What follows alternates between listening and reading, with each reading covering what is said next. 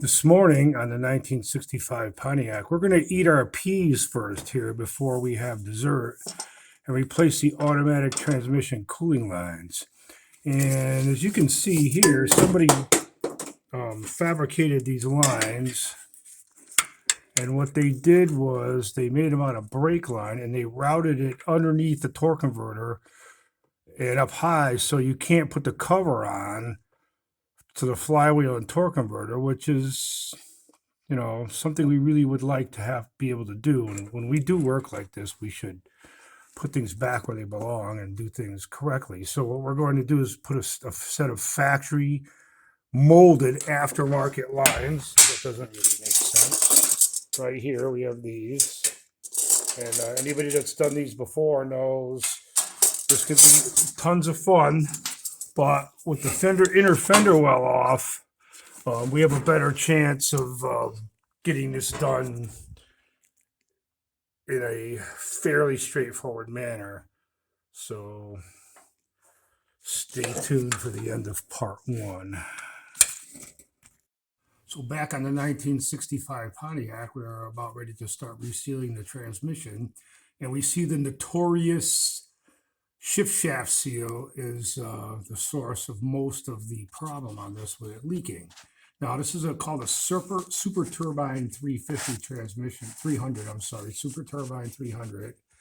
It was used in Buicks, Pontiacs, Oldsmobiles from 64 to 69. It is a two-speed, but it is not a power glide. They actually called it a jetaway.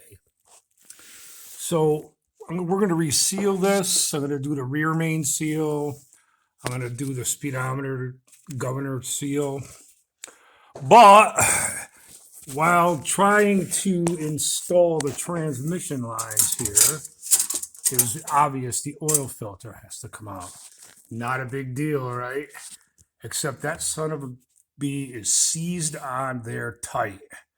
And that is the number one amateur mistake that anybody that's been in this business for any length of time probably curses the most. If I had 10 cents for every time this happened. So what you learn from this is two things. Number one, you have to be strategic. What we're going to have to do is grab it up here. This is where all the strength is. Do not grab it down here. Do not jam a screwdriver through it. Secondly, this housing up here is aluminum. And if you get too tough with this thing, it'll break. How do I know? I'm 64 years old. And when I was 16 years old, I worked in a garage. And the people that supervised me were these old World War II guys. And they would only tell you something once. And that was it. And they would show you. And then they expected you to follow their directions. And every day I got out of there alive was a good day for me. So what did I do? We had this lady come in with a Pontiac. It was late in the day. The filter wouldn't come off. So what I did was I put a filter wrench on it. And to get some leverage, I put a pipe on the end of it because I had learned by then, this about Archimedes and the lever. And I pulled on it and broke the whole housing in half. Yippee! And it was a Friday, and we couldn't get the part from Barbarinos till Monday. And I was thinking of the 15,000 different ways that they might kill me. But I learned from it. So we're going to be smart about this and get a big strap wrench from a truck to do it. So that'll be that for today. Tomorrow we'll reseal it and get the transmission lines in. The other thing we did today, which is very important, was make sure that everything fits up here. The fan, so we installed a clutch fan. This is going to work really good. I test fitted the shroud, radiator, and everything for the heavy duty cooling system, and we're going to be good. Stay tuned. 65 Pontiac Super Turbine 300, ready to do the reseal. We have the pan gasket. I drained the pan and I didn't find any metal or clutch material. It was really very clean. Don't know whether it's ever been rebuilt or not, but it looked okay. I drove this vehicle and it seemed to shift all right.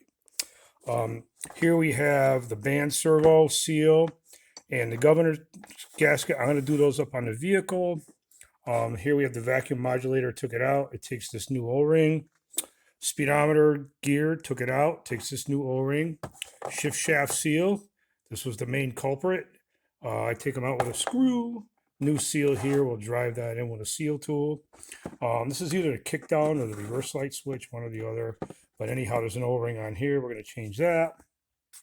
Rear main seal. I like to drill 3 holes and pull it out with a pry bar very carefully without touching the aluminum. Some people beat them out, and that's okay too, but I'm a little afraid to do that when it has a bolt-on tail shaft. The last thing here we have is the dipstick O-ring that goes here. You can see that's flat, and she's been leaking for a long time as well. So tomorrow we'll put all this on and take off the stubborn oil filter and get the transmission cooling lines on, and we'll be finished with this phase of the job. Stay tuned. So our transmission is 90% sealed up. Here we've replaced the shift shaft seal. We also replaced the O-ring that's inside this access wire that goes into the case. Bring the light down here. Replace both speedometer seals. Now there's 2 seals in there. There's an inner O-ring and there's an outer seal that seals the unit from the speedometer cable. If you don't replace that, what you have is fluid starts going up the cable, and I've seen it come out inside the car. So you don't want that. We also did the rear main seal, which is called the tail shaft seal on this. Now, of course, we had to run into a problem.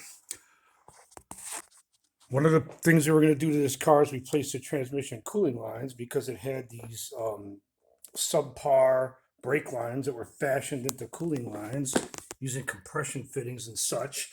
And plus, they went, instead of going around the exhaust system like they're supposed to, these are factory bent.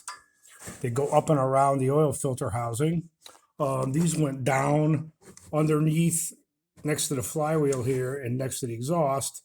And they would act like a heat exchanger with the exhaust, and it wouldn't really do much to cool the fluid because it would cool it in the radiator, but on the way back it would get hot again. So anyway, we took care of that. I got the oil filter off, which I had to do the world's strongest man thing with a filter strap wrench for a diesel truck. I couldn't do a video of that because I would need 4 hands, and plus it wouldn't be suitable for children. So that's off now. The problem we ran into here today is up here are where the transmission lines are fitted into the case, and these are tapped at the factory. It's an aluminum case, and what has to happen is these have to have adapters that allow them to fit onto what we call SAE flares. So that's what these look like right here, the adapters. And what happened was, this is a proper factory one on this side. This one here has the proper threading. And this is a good one. And you can see it helps it adapt to the SAE. The other one, however, is some sort of a Home Depot thing here.